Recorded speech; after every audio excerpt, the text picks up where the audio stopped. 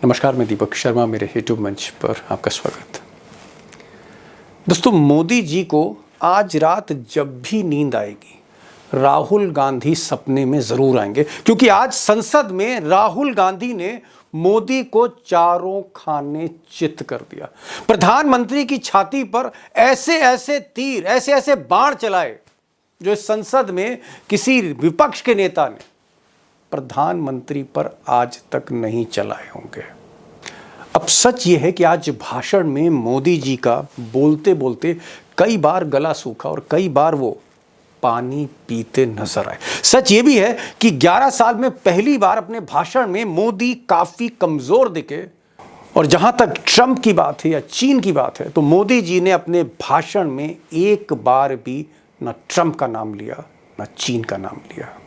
दरअसल राहुल गांधी ने आज संसद में मोदी को खुला चैलेंज दे दिया। राहुल गांधी ने कहा कि मोदी जी, अगर इंदिरा गांधी के बराबर 50% भी अगर आप में दम है, 50% अगर आप में हिम्मत है, करेज है, तो आज संसद में आप ट्रंप का नाम लीजिए और देश को बताइए कि ट्रंप का युद्ध विराम में कोई दबाव नहीं था और ट्रंप झूठ बोल रहा है। डोनाल्ड ट्रंप 29 बार उन्होंने बोला कि भैया मैंने सीज फायर करवाया है। अच्छा, अगर वो झूठ बोल रहे हैं तो अपने भाषण में यहां प्रधानमंत्री कह दें कि वो झूठ बोल रहे हैं। 50% भी है इंदिरा गांधी का, तो यहां बोल दें। अब यूं तो आज मोदी जी का भाषण इतने इंपॉर्टेंट डिबेट पर काफ़ी लंबा था, लेकिन वो अमेरिका से बचते रहे, चीन से बचते रहे, साजिश से बचते रहे, कितने जहाज गिरे, इस मसले से बचते रहे। और जब विपक्ष ने उनकी घेराबंदी करी, ट्रंप के बारे में सवाल पूछना शुरू किया, तो मोदी जी रुक गए, गला सूख गया, पानी पीते रहे, लेकिन उसके बाद भी ट्रंप का नाम नहीं लिया। उधर समूचा विपक्ष, या यूं कहें राहुल गांधी की फौज, मन बना के आई थी, प्लान करके आई थी कि आज तो मोदी जी से ट्रंप के नाम पर, ट्रंप के सवाल पर जवाब चाहिए ही चाहिए। आज तो ट्रंप का नाम बुलवा के रहेंगे मोदी से। लेकिन हुआ क्या कि जब प्रेशर ज़्यादा बढ़ा, विपक्ष की तरफ से नारेबाजी ज़्यादा होने लगी, तो मोदी जी ने ट्रंप का नाम तो नहीं लिया, लेकिन ये कह दिया कि पाकिस्तान से जो युद्ध विराम हुआ, सीज फायर हुआ, उस पर किसी भी नेता, दुनिया के किसी नेता का दबाव नहीं था। दुनिया के किसी भी नेता ने भारत के ऑपरेशन रोकने के लिए नहीं कहा। अब राहुल गांधी आज ज़बरदस्त फॉर्म में थे और मोदी जी के, आप कह सकते हैं, बखिया उधेड़ते ही चले जा रहे थे। राहुल गांधी ने यह भी कहा कि मोदी जी, आपके विदेश मंत्री, रक्षा मंत्री, गृह मंत्री कैसे हैं, आपकी विदेश नीति कैसे, सरकार कैसे चल रही है आपकी, कि हिंदुस्तान में जो सबसे बड़ी साजिश रचता है, पहलगांव आतंकी हमले को अंजाम देता है, जिसको लेकर भारत पाकिस्तान के बीच युद्ध जैसी स्थिति हुई, उसका जो मेन मास्टरमाइंड है वो ट्रंप साहब के साथ लंच कर रहा है व्हाइट हाउस में, और आप देख रहे हैं और आप चुप हैं, आप कुछ बोल नहीं रहे, आपके जुबान पर ताला लगा है। आखिर 56 इंच का सीना कहां गया मोदी जी? क्यों नहीं आपने ट्रंप से कहा कि आप मुनीर के साथ क्यों लंच कर रहे हैं? The man behind Pahalgam is a Pakistani general called general Munir, chief of army staff. That man is having lunch with the president of the United States. और सच्चाई दोस्तों ये भी है कि मोदी जी हर गंभीर सवाल, वो सिर्फ राहुल गांधी की बात नहीं, जो सवाल अखिलेश यादव ने उठाए, या जो सवाल ममता बनर्जी की पार्टी ने उठाए, या प्रियंका गांधी ने उठाए, या फिर बाकी नेताओं ने उठाए विपक्ष, किसी भी इम्पॉर्टेंट क्वेश्चन का मोदी जी ने कोई जवाब नहीं दिया। और ज़्यादातर समय जो उनका भाषण था, वो हंसते हंसते बड़े सवालों को टालते चले गए। सिर्फ मैं नहीं, पूरा देश आप पर हंस रहा है।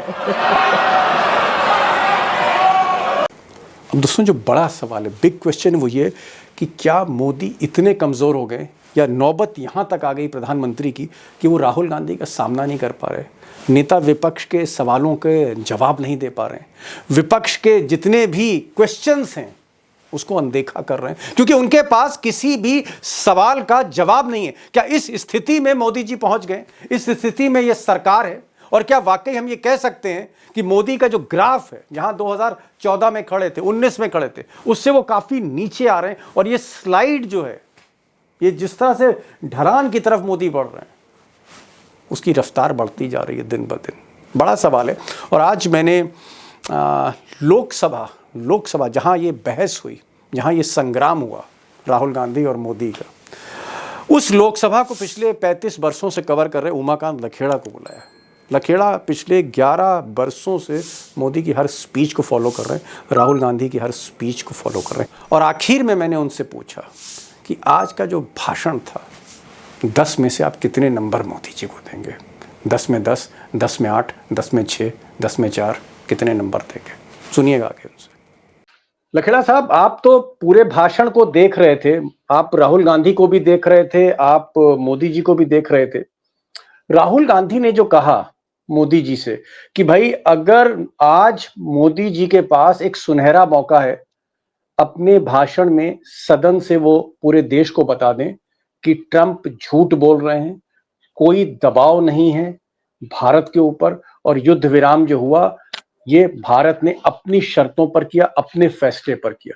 लेकिन जब मिस्टर मोदी की बात आई तो मोदी ट्रंप का नाम नहीं ले पाए। आपको क्या लगता है कि मोदी अभी भी प्रेशर में लगते हैं? Narendra is surrender? देखिए, पिछले 2 महीने से ये बातें मतलब कूटनीतिक क्षेत्रों में, देश के तमाम अखबारों में, मैगजीन में, अंतर्राष्ट्रीय क्षेत्रों में ये चर्चा का विषय है कि मोदी ट्रंप का नाम क्यों नहीं ले रहे।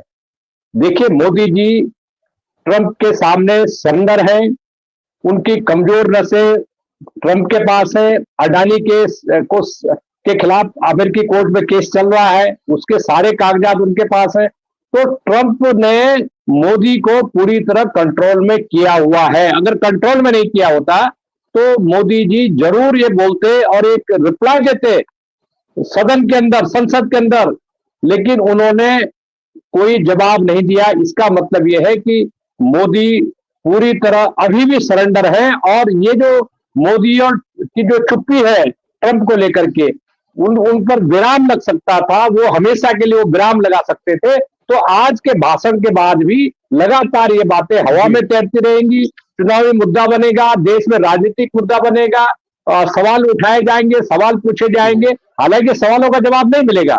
इसका मतलब यह है कि मोदी की बातों में, मोदी में कोई दम नहीं बचा है कि वो ट्रंप का नाम ले सके, ट्रंप को एक खुल करके जवाब दे पाए। जी, बड़ी बात आपने कही। आपने कहा कि ये जो सवाल है जिसका जवाब अगर आज मोदी जी देते ट्रंप के ऊपर, तो हो सकता है कि ये जो सवाल है यहीं समाप्त कर सकते थे, इस इशू को आज मोदी जी खत्म कर सकते थे। लेकिन उन्होंने ट्रंप का फिर नाम नहीं लिया, फिर कहीं ना कहीं वो प्रेशर में आए। और ट्रंप एक अब बड़ा इशू है कि ट्रंप जिस तरह से बार बार भारत को अपमानित कर रहे हैं, मोदी को अपमानित कर रहे हैं, उसके पीछे राज के तो राज अभी बरकरार है। लेकिन एक और सवाल, राहुल गांधी ने आज ये कहा कि आसिम मुनीर जो मास्टर माइंड पहलगांव के फील्ड मार्शल आसिम मुनीर, उनको लंच पर बुलाते हैं मिस्टर ट्रंप, उनको शुक्रिया अदा करते हैं, उनको बोलते थैंक यू, लंच था ये। राहुल गांधी ने कहा कि ये भारत का अपमान है। एक तरफ भारत अमेरिका से दोस्ती की बात करता है और दूसरी तरफ भारत पर जो हमला हुआ उसके मास्टरमाइंड को ट्रंप साहब जो है लंच करा रहे हैं। राहुल गांधी का कहना था कि भारत को इसका विरोध करना चाहिए था, प्रोटेस्ट करना चाहिए था, ट्रंप से कहना चाहिए था कि आपने गलत किया, अमेरिका को कम से कम इसका जो है प्रोटेस्ट करना चाहिए था। लेकिन ना विदेश मंत्री ने जवाब दिया, ना अमित शाह इस पर कुछ बोले। और जब मोदी जी की बारी आई, मोदी जी इस सवाल को टाल गए। तो आखिर वजह क्या है कि जनरल आसिम मुनीर पर भी चुप है मिस्टर मोदी? देखिए, मोदी आज की तारीख में और आगे भी ट्रंप एडमिनिस्ट्रेशन के सामने सरेंडर हैं। उन्होंने अमेरिकी वाइस प्रेसिडेंट का नाम लिया कि मेरी उनसे बात रहे। उन्होंने कभी ये नहीं कहा कि मेरी ट्रंप से कोई बात हो रही है। ट्रंप के बयानों को कंट्रडिक्शन नहीं दिया, और कंट्रडिक्ट न करने का मतलब है कि उन्होंने ये जाहिर ये रास्ता खोल दिया, ये चर्चाओं का बाजार फिर से खोल दिया कि सीज फायर ट्रंप के कहने पर हुआ। नंबर 1 बात। नंबर 2 बात कि जनरल मुनीर को, जो अगर आप अमेरिका आपका मित्र देश है, तो जनरल मुनीर जिस तरह से उनका स्वागत किया व्हाइट हाउस में, उनको लंच दिया गया प्रोटोकॉल से ऊपर उठ करके, एक सेना प्रमुख है पाकिस्तानी जैसे टेररिस्ट कंट्री का, और भारत में जो आतंकवाद है उसके वो भीष्म पितामह है मुनीर। और हाल के जब से वो 2-3 साल से वो जनरल बने हैं, तब से उनका टॉप प्रायोरिटी है कि भारत में आतंकवाद फैलाना। पहलगाम आतंकी हमले के कुछ दिन पहले, चंद रोज पहले उन्होंने हमले की धमकी दी थी, खुलेआम भारत को धमकी दी थी। तो ये जाहिर सी बात है कि आपके दुश्मन को अगर आपका कोई दोस्त लंच पे बुला रहा है, खुलेआम बुला रहा है, कोई सीक्रेट ढंग से नहीं बुला रहा है, इसका मतलब वो भारत न केवल भारत को अपमानित कर रहा है, भारत के साथ जो रिलेशनशिप है उनकी धज्जियां उड़ा रहा है, बल्कि प्रधानमंत्री मोदी को भी गंभीर चुनौती दे रहे हैं ट्रंप, और ये चुप है। जी लखेड़ा साहब, एक और सवाल जो जहन में आता है मोदी का पूरा भाषण सुनने के बाद, कि पूरे 2 दिन जो डिबेट चली उसमें चाइना चाइना चाइना के साथ, चाइना पाकिस्तान के साथ मिला। राहुल गांधी ने भी कहा कि चाइना पाकिस्तान अब 2 जिस्म एक जान है और हमको चाइना को कन्फ्रंट करना चाहिए। लेकिन मैंने जब भाषण सुना, और आपने भी सुना और दोस्तों ने भी सुना, एक लफ्ज मोदी जी ने चाइना पर नहीं कहा। तो क्या ट्रंप का भी प्रेशर है, चाइना का भी प्रेशर है, चाइना के प्रेशर में भी मिस्टर मोदी हैं? देखिए, चीन के प्रेशर तो कोई नई बात नहीं है। जब चीन ने हमारे सैनिकों पर हमला किया और लद्दाख एरिया में, और वहां पर किस तरह से हमारे सैनिक शहीद हुए, उसके बाद मोदी जी ने चीन का बचाव करते हुए ये कहा कि ना तो हमारी सीमा में कोई घुसा है, ना कोई हमला हुआ है। और उसके बाद इन्होंने राष्ट्र के नाम संबोधन में ये बातें बोली, और आज ये कांग्रेस पर पाकिस्तान से मिली भगत का आरोप लगा रहे हैं, और चीन के खिलाफ जो हमारी सेनाओं सीमाओं पर कब्जे कर रहा है, हमारे सेनाओं पर हमले कर रहा है, हमारी रक्षा को चोट पहुंचा रहा है, पाकिस्तान के साथ जिसका खुलेआम सैन्य गठजोड़ है, जो प्रूफ है। मतलब राहुल गांधी ने तो आज अपने भाषण में इन सारी चीजों को बहुत प्रूफ कर दिया। वो तो चीन के सामने तो पहले से ही सरेंडर है, और चीन के जो राष्ट्रपति थे शी पिंग, उनको तो झूले झुलाए उन्होंने कुछ साल पहले, जब वो प्रधानमंत्री होते हुए झूले झुलाए उन्होंने। और आज हालत यह है कि पाकिस्तान और चीनी गठजोड़ पर कोई ना तो चिंता जाहिर की गई, ना चीन की जो साजिश है भारत के खिलाफ, उस पर एक भी शब्द मोदी जी ने बोला। तो ये बहुत निराशा की भरा उनका रुख था, ऐसा मैं मानता हूँ कि बहुत निराशा भरा भरा भाषण था, और एक प्रधानमंत्री से ये उम्मीद नहीं थी कि वो चीन, जिसने कहीं ना कहीं पाकिस्तान के साथ साजिश रची, पहलगाम की साजिश हो या जिस तरह से ऑपरेशन सिंदूर में पाकिस्तान और चीन एक साथ दिखे, उस पर एक शब्द नहीं बोलना, ये एक बहुत ही देश के लिए भी एक निराशाजनक है कि प्रधानमंत्री क्यों अमेरिका के साथ साथ चीन पर भी कुछ नहीं बोले। अंतिम सवाल मैं पूछना चाह रहा हूँ, आज मैं देख रहा था कि मोदी जी, क्योंकि लगता है पहले से क्या तय करके आए थे कि उनको ट्रंप पर नहीं बोलना है, उनको चाइना पे नहीं बोलना है, उनको जनरल आसिफ मुनीर पर नहीं बात करनी है, और ज्यादातर वो कभी लतीफे सुनाते रहे, कभी कविता पढ़ते रहे, कभी हंसते रहे, लोगों को हंसाते रहे, बीजेपी के लोग ठाके लगा रहे थे। तो ये जो हंसने हंसाने का था, क्या मोदी जी क्या इंप्रेशन क्या देने चाह रहे देश को कि भाई ऑल इज वेल, और अपनी बॉडी लैंग्वेज से ये जाहिर करना चाह रहे थे कि कुछ प्रेशर में नहीं है, हंसी में टाल गए सब कुछ? देखिए दीपक जी, उनको जिस तरह से वो नॉन सीरियस ढंग से भाषण दे रहे थे और ठाके लगाए जा रहे थे, तालियां पीटी जा रही थी।